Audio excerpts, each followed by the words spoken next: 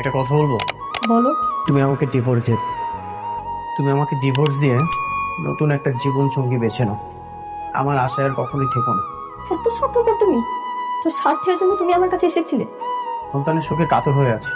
তুমি সন্তানের যন্ত্রণা বুঝবে না, কারণ তোমার তো কখনো সন্তানই হবে না। সন্তানের মর্মটা তুমি বুঝবে না। আমার সন্তান হবে না এই জন্যই কি তুমি আমাকে ডিভোর্স দিতে চাচ্ছ? আমি কখনো মা হব না। তোমাকে বাবা ডাক শোনানোর মতো ক্ষমতা আমার কাছে নেই। এটাই কি আমার সবচেয়ে বড় অপরাধ? কি বলতে চাও তুমি? কি বার বলবো? এগুলা সন্তানের জন্ম দিতে পারে বলে বারবার তোমাকে অপমান করার পরও সে তোমার কাছে ভালো, খুব প্রিয়। আর আমি তোমাকে এতটা ভালোবাসি, তবুও সন্তান জন্ম না দেওয়ার কারণে তুমি আমাকে ডিভোর্স দিতে চাচ্ছ? হ্যাঁ, সেটাই। তোর যেটা ভাবার সেটাই ভাবো। তুমি এখান থেকে প্লিজ চলে যাও। কখনো আর এখানে আসবে না। আমাকে একা থাকতে দাও। যদি আমাকে ডিভোর্স দিয়ে দেয়